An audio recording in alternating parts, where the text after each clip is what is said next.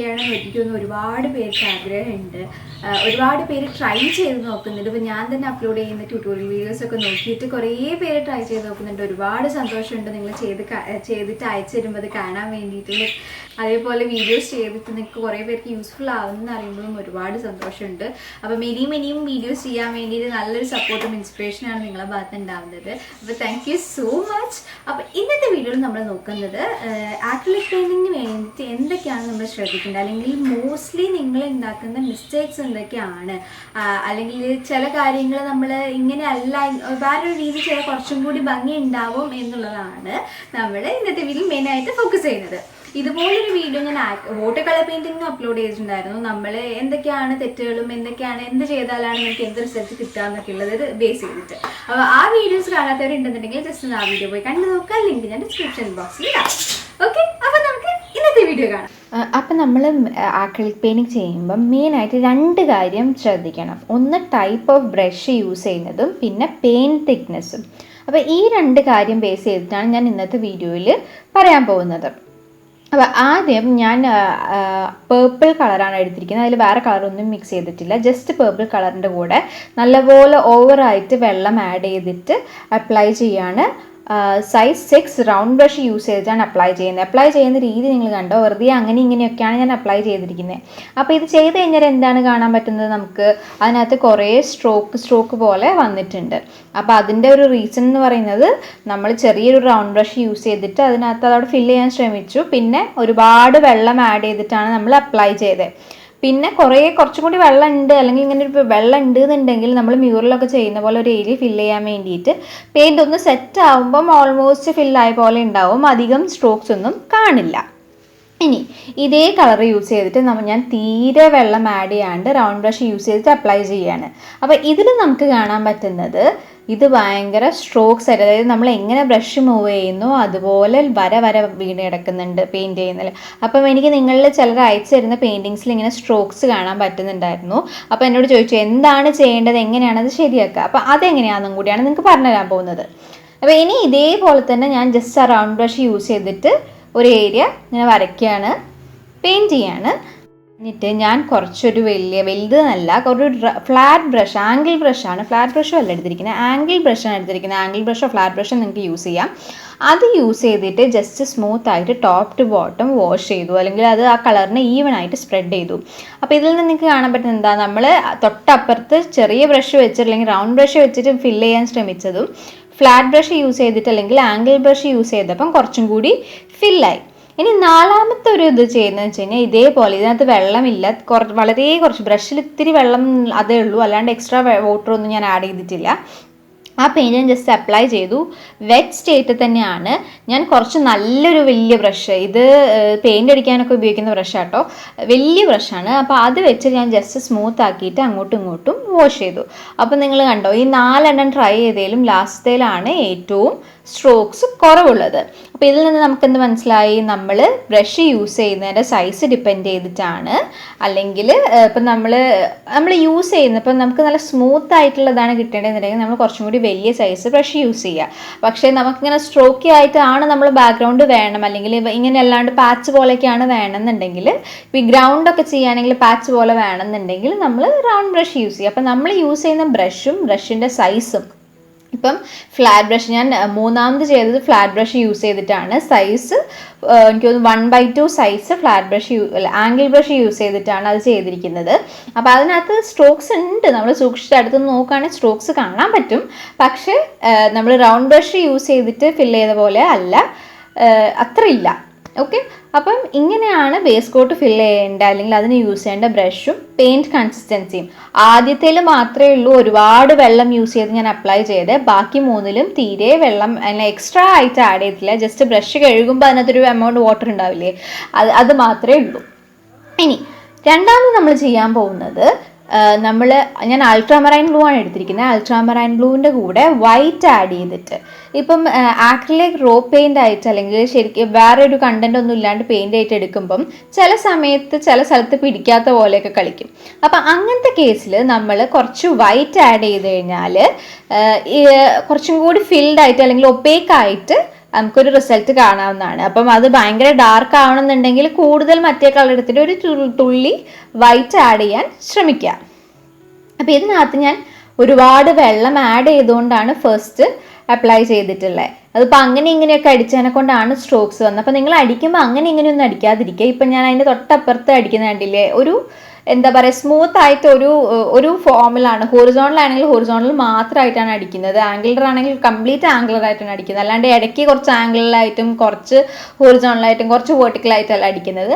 അടിച്ചുകൊണ്ടിരിക്കുമ്പോൾ നമ്മളൊരു ഫോം അല്ലെങ്കിൽ ഒരു ഡയറക്ഷനിൽ അടിക്കാൻ ശ്രദ്ധിക്കുക. അപ്പോൾ കുറച്ചും കൂടി ഫിനിഷ് അല്ലെങ്കിൽ നീറ്റ്നെസ് തോന്നും. അങ്ങനെ ഇങ്ങനെ നമ്മൾ കുത്തി വരച്ച പോലെ തോന്നില്ല.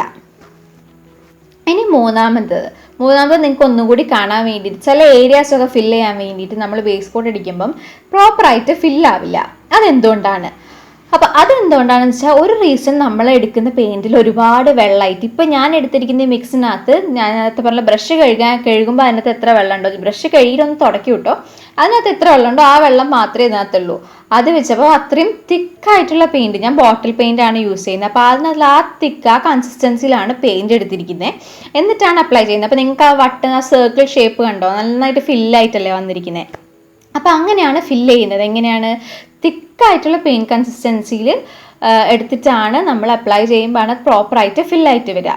ഇനി നിങ്ങൾ ഫില്ല് ചെയ്യുമ്പോൾ ഇപ്പം ഞാനിപ്പോൾ ചെയ്തുകൊണ്ടിരിക്കുന്നില്ല, അങ്ങനെ ഇങ്ങനെയൊക്കെയാണ് അടിക്കുന്നത്.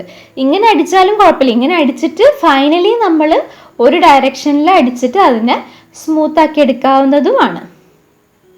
പിന്നെ ചില കേസസിൽ നമ്മൾ പെയിൻറ്റ് കുറച്ച് മിക്സ് ചെയ്ത് അടിച്ച് ഒരു ഏരിയ ഫില്ലായി വരുമ്പോൾ നമ്മൾ പെയിൻറ്റ് തീർന്നു പോകും. അപ്പോൾ നമ്മൾ വേറെ മിക്സ് ചെയ്യാൻ പോകുമ്പോൾ എന്താവും, ചിലപ്പോൾ കളറ് മാറിപ്പോവും. അപ്പോൾ അങ്ങനത്തെ ചാൻസസ് വരാതിരിക്കാൻ നിങ്ങൾ ശ്രദ്ധിക്കണം. അതായത് നമുക്കൊരു എത്ര ഏരിയ ആണ് ഫില്ല് ചെയ്യേണ്ടതെന്ന് വെച്ചാൽ അതിനുള്ള എമൗണ്ട് പെയിൻറ്റ് കുറച്ച് മിക്സ് ചെയ്ത് വെക്കുക. ഇപ്പോൾ ആ ഏരിയ ആണ്, ഇപ്പോൾ ഞാൻ ചെയ്തുകൊണ്ടിരിക്കുന്ന ഏരിയ ആണ് എനിക്ക് ചെയ്യേണ്ടതെന്ന് അറിയാം. അതുകൊണ്ട് ഞാൻ കുറച്ച് എമൗണ്ട് എൻ്റെ പാലറ്റിൽ മിക്സ് ചെയ്തിട്ടുണ്ട്. അപ്പോൾ നിങ്ങൾ കുറച്ച് എമൗണ്ട് മിക്സ് ചെയ്ത് വെക്കുക, ഒരുപാട് ഏരിയ ക്രിയേറ്റ് ചെയ്യാനുണ്ടെന്നുണ്ടെങ്കിൽ.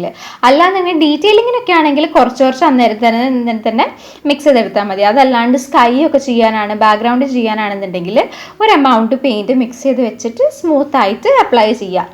ഇനി കളർ മാറി പോവുകയാണെന്നുണ്ടെങ്കിൽ മേക്ക് ഷുവർ ദാറ്റ് എല്ലാം ഒരേപോലെ, ഇപ്പം സ്കൈ എന്ന് പറയുമ്പോൾ മിക്സ് കളർ സ്കൈക്കൊന്നും ഇഷ്യൂ ഉണ്ടാവില്ല. സിംഗിൾ കളറായിട്ട് വേണമെന്നുണ്ടെങ്കിൽ മാത്രമേ അങ്ങനത്തെ ഉള്ളൂ. സ്കൈ അല്ലാണ്ട് നിങ്ങൾക്ക് എന്തെങ്കിലും സിംഗിൾ കളർ ബാക്ക്ഗ്രൗണ്ട് ചെയ്യണം അങ്ങനെയൊക്കെ ആണെങ്കിൽ അങ്ങനത്തെ ഒരു പ്രശ്നം വരുള്ളൂ. അപ്പോൾ ആ ഒരു കേസസിലൊക്കെ നിങ്ങൾ കുറച്ച് എമൗണ്ട് പെയിൻറ്റ് മിക്സ് ചെയ്ത് വെക്കുക. അല്ലാത്ത കേസിൽ നിങ്ങൾ അധികമൊന്നും മിക്സ് ചെയ്യേണ്ട, കുറച്ച് മിക്സ് ചെയ്ത് വേണ്ട, ആവശ്യത്തിനനുസരിച്ച് യൂസ് ചെയ്താൽ മതി.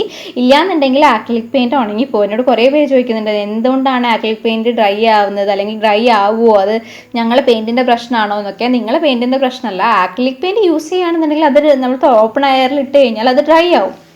അപ്പം അതിനുവേണ്ടി ഒരു കാര്യം ചെയ്യുകയാണെന്ന് വെച്ചാൽ നിങ്ങൾ കുറച്ച് വെള്ളം വെച്ചിട്ട് മിക്സ് ചെയ്ത് വെച്ചേക്കുക, എന്നിട്ട് ആവശ്യമനുസരിച്ച് യൂസ് ചെയ്യുക. പക്ഷെ എന്നാലും ഒരു ഇത് കഴിഞ്ഞ് കഴിഞ്ഞാൽ അത് ഡ്രൈ ആവുക തന്നെ ചെയ്യും. ഡ്രൈ ആയി കഴിഞ്ഞ് കഴിഞ്ഞാൽ നമുക്ക് റീയൂസ് ചെയ്യാനും പറ്റില്ല.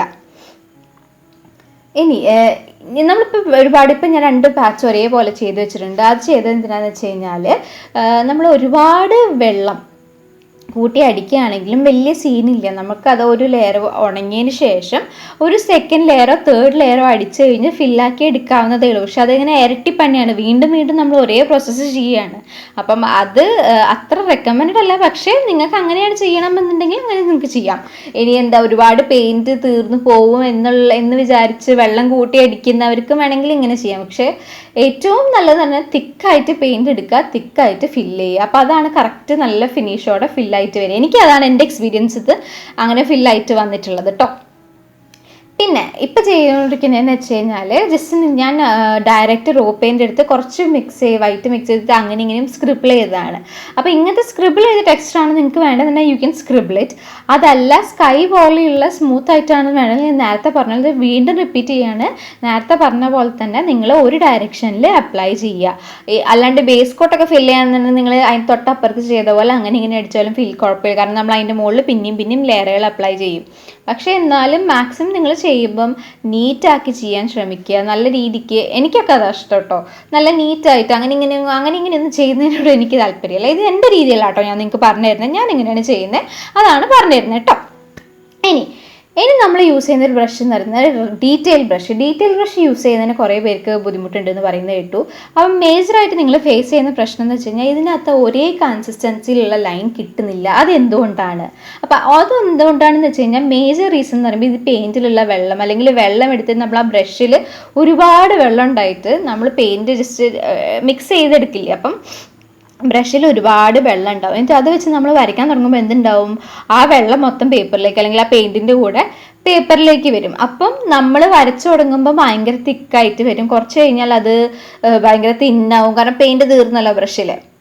അതാണ് ഒരു പ്രശ്നം വരുന്നത്.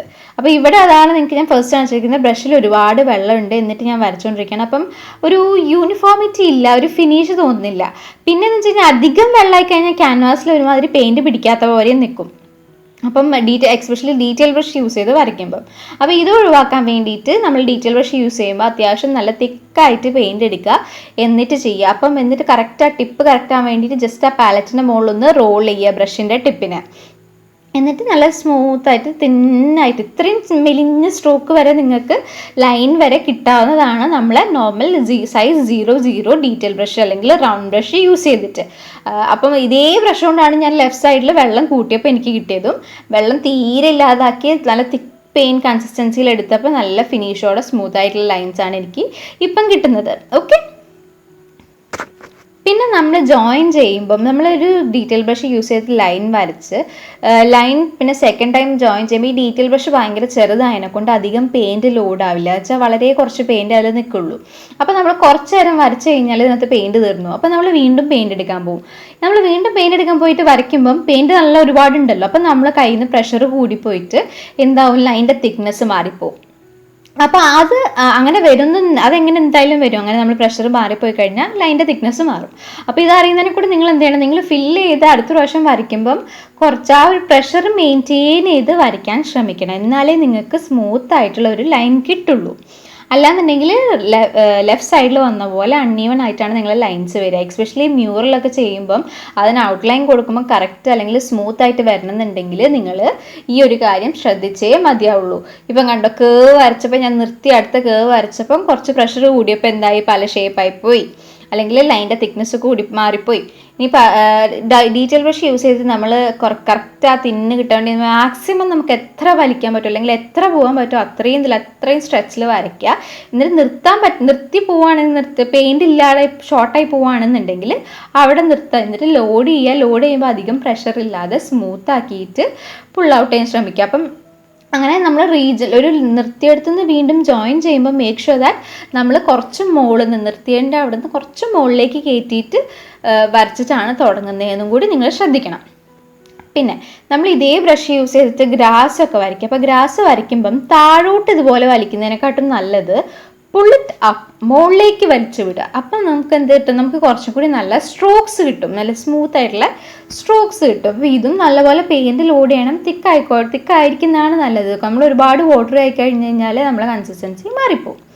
ഇനി നമുക്ക് ഇത് കേസ് യൂസ്ഫുൾ ആയിട്ടുള്ള സ്ഥലമുണ്ട്. അതായത് പ്രഷർ മാറ്റിയിട്ട് പല ഷേപ്പ് അല്ലെങ്കിൽ പല തിക്നെസ് വരേണ്ട ആവശ്യമുള്ള സ്ഥലങ്ങളുണ്ട്. അതായത് നമ്മൾ ബ്രാഞ്ച് ഒക്കെ ചെയ്യുമ്പോൾ. അപ്പോൾ അത് ചെയ്യുമ്പോൾ നമ്മൾക്ക് എന്താ, ആ ഒരു എൻഡ് തുടങ്ങുന്ന പോയിന്റ് കുറച്ച് തിക്കായിട്ടും നിർത്തുന്ന പോയിന്റ് കുറച്ച് നല്ല തിന്നായിട്ടാണ് വേണ്ടത്. അപ്പം തുടങ്ങുന്ന പോയിന്റിൽ എന്താണ്, നമ്മൾ കുറച്ച് നല്ല പ്രഷർ കൊടുക്കുക. ഒരുപാടൊന്നും കൊടുക്കണ്ട, കുറച്ച് നല്ല പ്രഷർ കൊടുക്കുക.